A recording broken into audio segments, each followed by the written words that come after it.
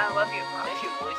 I think this one's going to be the most beneficial to the young athlete is navigating social pressures. So girls, or if you're a girl, boys, drugs, alcohol, partying, video games, skipping classes, in high school, college, and pros. I mean, obviously pros don't have classes, but all the other things apply. For me, I cut most of it out, and I don't think that was the healthiest way of doing it. So, what was your approach? Like, I know you were kind of balanced, but you were still very focused. So, what's like the best approach? Well, in high school, I was like locked in. Yeah. I was super locked in high school to the point where, you know, it's probably a little like unhealthy. Like it was just like that's how I felt. basketball. That's all I'm doing. That's all I'm working on. And it wasn't until I got to college that I was able to kind of like understand, you know, better social cues and kind of get out of my box with, you know, networking and talking to people. You know, I was a very introverted person, you know, growing up. And that was kind of just like something that I'm like, okay, like as I got older, I realized that looking back on it, I was still worked super hard and did all the things, but I still would have tried to find a better balance. I agree on that. And, you know, I don't think there's nothing wrong with, you know, locking in and not, you know, talking about drugs and alcohol. Like, you don't, there's no reason for you to do that, you know, so that's fine. Like, you know, I was like, I'm happy I wasn't on that, you know, in high school. But it was just like, for me, what is my goal? Where do I want to get? That was what was driving me. And I was like, okay, I need to sacrifice these things. There was an interview that Michael B. Jordan did the other day, and he was talking about how, you know, the first, you know, half of his life, he's like, I don't need to go party, I don't need to go, you know, drink, I don't need to, you know, distract myself from those things, because, you know, he wants to be able to give his future family a great life. And when he's done all those things and he feels satisfied, then, you know, he has time to experience new things and do whatever he wants to do. But you know, especially for young athletes, you know, stay locked in, go to school, go to class. You know, if you're an athlete, stay in the gym. You know, if you're, you know, really smart and you're trying to figure out what you want to do with your life career wise, you know, stick with all that stuff. And it might not be the popular thing to do, but at the end of the day, the people that are most successful and rich and you know, have done well for themselves. Done well for themselves they weren't doing what other people were doing. You know what I mean? So tattoo fam. Come on, man. You know, I ain't gonna show y'all, man. I ain't gonna show y'all.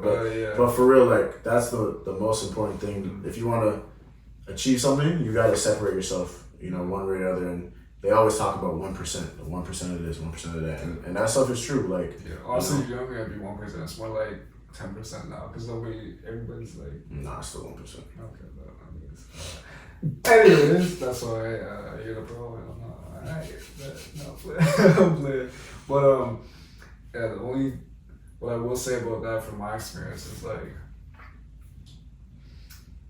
even if you like walk in and stuff, there's still a high potential that you might not get to where you want to get to. But that shouldn't discourage you from doing that, because in my case, it was so easy to transition to other things because I already had the discipline, all the intangibles that go along with it to carry me over. And then on top of that, I had relationships that could only have been built from waking up early to train, like with you, like we met at 5 a.m. in the gym. We didn't like each other at the time, but you know, that's how it was. And then, like I mentioned earlier, then we started training together, learning from each other. And that's the thing, like, the only caveat I would say to that being locked inside is just don't isolate yourself from people. Like, interact with people, even if it's on subject to what you're talking about, that's completely fine. Because all these things will carry over into other aspects of your life if you do have to pivot at some point. Like, I had to pivot like 3 times now. But every time I've taken what I've learned from the thing before and applied it to, but if you don't lock in, like, it's a lot harder because if you go undisciplined for so long, then you just like. And then you're trying to like figure it out. You're like, oh, like yeah, I haven't been doing this my whole life, so now it's like a real challenge for me to do it, Right. especially when you get older, because you're like, oh, like, you know, you're older and you feel like, okay, now I have these different responsibilities, and you know, time's running out. Like I want to have a family, you know, I want to be able to get money and all that stuff, and it's just like it's hard to kind of figure it out. That's like the reverse order. Yeah. Marketing yourself as an athlete and navigating the politics that come with sports. Because when we were in our early days playing, social media and the marketing on the digital aspect of life was not as important. Right. However, for me personally, it got me in contact with a lot of trainers, like Galaxy Training and JBH and you. I mean, I met you guys through the gym, but I was able to connect with you guys afterwards. And so I think when we did it a few years ago, it was really helpful for making more connections and marketing yourselves. Yeah. However, nowadays, you have to do both. You have to market yourself online because especially if people are in an area where there's not a lot of people making it out of that area, it's a lot harder to get eyes on you. Yeah. How would you, if you were in high school right now, market yourself online? What are some of the do's and don'ts of social media? As an athlete? Yeah, as an athlete, You know, for me, if I'm being honest, like even when it started to, you know, happen in high school and college, for me, I was like, what my goal is, I don't need to be marketing myself as much, and I don't need to be doing this stuff, but that stuff does really help. That stuff helps get exposure. The biggest thing now is just like NIL deals for college athletes in Division I. Like that stuff is huge. And that's like, in high school too, they're making millions. Yeah, because they're like influencers. Exactly. So, I mean, there's a balance because how I am, I feel like all that like limelight stuff and all that stuff, like I don't really seek it. Like I don't really care for it that much. You know, if someone told me you could get 400K followers and, you know, all this money, or I could choose, you know, me playing in the league and doing whatever, like I would, you know, it's a no-brainer for me. So giving advice to younger athletes, don't put too much time into that because you can become distracted. I know a lot of people that are out there that, you know, play basketball and it's just a show. They just want you to like look at their IG and they want you to look at, okay, like I'm doing it because it's the cool thing to do. Yeah. So for me, it's just like work on your game. Don't worry too much about that. If you're good enough, people will seek you. People will find you. And once you get to that level, then it's like, okay, the marketing thing will be real easy. And nowadays, it's like there's agents for that. There's marketing agents for high school kids that want to get into NIL and stuff like that. Because if you try to manage all that stuff by yourself, it's easy to get lost into the reason why you're doing it and the purpose of why you're doing it. So, you know, for me, it's just like, if you can have someone do that for you, you know, that'd be great. Obviously, you know, you get to a certain point where it's like, okay, you gotta be self-sufficient. And, you know, even for someone like me, like, you know, I'm gonna really try to start, you know, vlogging and marketing myself a little bit better because, you know, that's something I want to do as a pro athlete and to, you know, help show, you know, younger athletes, you know, how it is to be a pro athlete, how you have to work to get there and stuff like that. So, I mean, it's really important. I don't think, you know, obviously if I was a younger kid now in this day and age, it'd be a little bit different. But I still feel like for my mindset, how I am as a person, like, you know, I'm worried about being in the gym. You know, I was worried about waking up at 7 or 6 o'clock to get to the gym at 7 so I could, you know, get shots up for an hour before school started. And I was focusing on there before you, so. Right. And like a lot of people I remember a lot of people during that mixtape era was like, oh, I want a mixtape. Like, for me, it was like people were reaching out to people, you know, like, oh, like, I'll pay you $50 for the mixtape, whatever. Like, for me, like, that stuff's not that important to me. Like, you know what I mean? Like, if someone wants to do that for me, that's great. Like, I'll take it. Like, that's amazing. But I'm not going to go and seek that out. I'm playing so that I could get a scholarship, which I did. And then when I got to Division I was playing so I could be a pro athlete, which I am now. So that's kind of just, like, my mindset on things. So how much do you think those, like, NPH and, like, mixtapes and mic'd up things helped you get a scholarship? I mean, they helped, but I mean, You're just gonna get it regardless, probably. I feel like I would have got there regardless, but that stuff definitely does help because it puts eyes on you. But a lot of times, you know, a lot of people that have those fancy mixtapes and stuff like that aren't, you know, super good, they don't turn out to be, you know, great players, you know. So all that stuff is for show sometimes. But, you know, for me, it's just like, I'm about my business. I want to get my work done. If someone wants to help me in the process, market me, you know, that's great. You know, that's really good and that's nice. But for me, it's like, how can I be the best basketball player that I can be?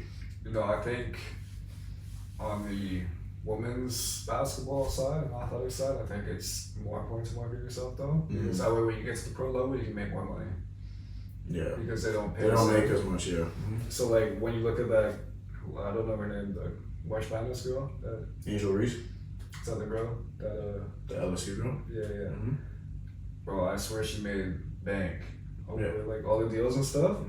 But that wouldn't have happened if like, obviously she's playing well, which is the main point. But you still have to market yourself. And I mean, March Madness is a huge stage to market yourself. But regardless, like whether you're a male or female athlete, I think you still have to document a little bit and build your name. But it shouldn't be your main focus. Yeah. And if you do find that it's becoming your main focus, maybe you don't want to be an athlete. Yeah, I mean, but listen, it's okay if they want to. They can be an athlete and make money off of it and do that. And that's if that's the reason why they're doing it, then that's the reason. Yeah. Like, you know, like that's the purpose. But for someone like me, it's like I want to do it because, you know, I'm passionate about basketball. I want to get to the highest level possible. I want to see what I can do, and you know, push myself to get to that area. You know what I mean? So that's kind of just like. And that stuff's gonna change. Like the reason why you do it is gonna change. You know, people are gonna want to do it for more money or for fame or whatever it is, and that's just the reality of it. Yeah. For in real life marketing, say you're at Bull Colors and you're in the scene where Toronto basketball's getting big, so you already had eyes on you without having to be on social media. And let's say you're someone that's in a small state or maybe outside of Toronto. And you're putting up numbers, but it's not like a highly competitive school. So like even though you're putting up numbers, you don't have the respect that you deserve. Right. Should you market yourself more online, or should you try to like locate to a different area where it's higher competition, that way you can build your name that way? Like what would you suggest? I would go somewhere where there's more competition, because that's gonna, as far as like athletics go, like people want to see you compete against the best. Yeah. So if you can do that, you're gonna be fine regardless. Like you don't need to worry about, because you can market yourself and play against, you know, people that aren't very good, and you can average 50, whatever. But it depends on like I said, depends on what you want to do. Like if you want to go to Division 1, you want to go to somewhere where you're gonna be playing constantly, you know, better players, better competition, stuff like that. If you're fine with just being, you know, a high school star and you don't want to play after that, then, you know, you can stick with that. Yeah, no, that's fair. But you can even be like Showtime, which is like maybe a little bit. Yeah, exactly. All right, so what is your advice for networking as an athlete before you start getting access to high-level agents and coaches? Before? Yeah, so like let's say like you're in high school and you're trying to get in contact with coaches from D1 schools or D2 schools or whatever. So, I mean, the old school way of doing it is, you know, putting together like some film and tape, sending it out, emailing it to coaches and stuff like that. But now, because of, you know, how it works with, especially in like Canada and Toronto, prep schools, all of that, it's like being able to just perform well, you're gonna get the exposure. You don't have to worry too much about, you know, reaching out to people, because you have coaches that have built those networks. And, you know, it's kind of just about talking to, you know, your coach and the program that you're in, and have to understand like who they have. Like, ask them how many players have they sent to Division 1, how many players have gone to play pro and stuff like that. What kind of connections do they have? Because you're gonna be able to find that through them. You know what I mean? It's not your job as an athlete to just worry about that all the time. You know what I mean? You don't want to be worrying about that and you're not, you know, focused on your game and focused on that. So that's why it's important to have, you know, coaches that care about you and have strong connections and, you know, people in your circle that are going to handle kind of that stuff so you can handle the business on the court. What's the best way to get over the politics in the grassroots and high school level? And what's like the best way to one, either navigate it and utilize it or just block it out completely? The biggest thing is you just have to put in the work and just trust your work and do your best. That's one thing that you can't really control. So it's always about, you know, taking care of the controllables. You know, that's how much hours you put in the gym. That's how you're taking care of your body. That's you being respectful, you know, so that people can't say nothing about you. But it's gonna happen, you know, it's bound to happen. It's happened to me before. It's happened to a lot of people that I've played with, and it's kind of just, unfortunately, something that occurs in the sports world. You kind of just have to go through it, and honestly, just use it as motivation. That's what I did. I used it, you know, as fuel to the fire, and you know, whenever I got cut, I was like, all right, I'm gonna just work 10 times harder. So make sure that they don't, no matter the politics, you know, they can't cut me. Yeah. So that's the biggest thing that I would say. Just use it as motivation and turn a, you know, negative into a positive.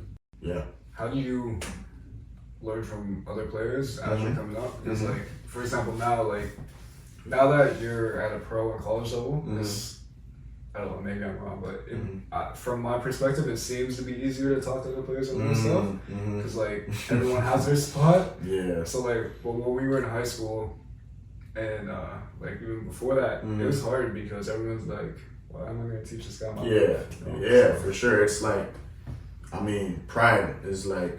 It's the devil. Pride is the devil, bro. So like you got to be able to just be like, you know what, I don't care. Like I'm gonna ask, and that was something that I really started doing in high school. For me, I was like, I don't want to ask these guys because they're gonna be probably like, why is this guy asking? And you know, when I end up asking, they're like, okay, you know, be able to do this, be able to do that, you know, little things. And once you kind of see that, and the biggest thing I think is they respect you go into them. If you are respectful and you're like, oh, like I just want to pick your brain. Like I know you're going to Division I next year. What are some things that helped you get to that level? And they'll tell you, you know, get in the gym, you know, get a lot of sleep, be able to be in the weight room a lot, stuff like that, you know. So for me, I was blessed because I had a lot of big brother figures. I think that's like the biggest thing. You gotta, even for you, like with content creation, I know that, you know, you probably see yourself at a certain spot, and there might be people that might be above or below based on followers, views, whatever. But like you can learn from both people and they can learn from you just as much. I mean, shout out every guest that we've had on, like facts. I've known them because I've talked to them about certain things, right? Exactly. Even there was a guy when I first even just thought about getting into it. His name's like Sebastian Beninker. Go check him out. That's my guy. Say less.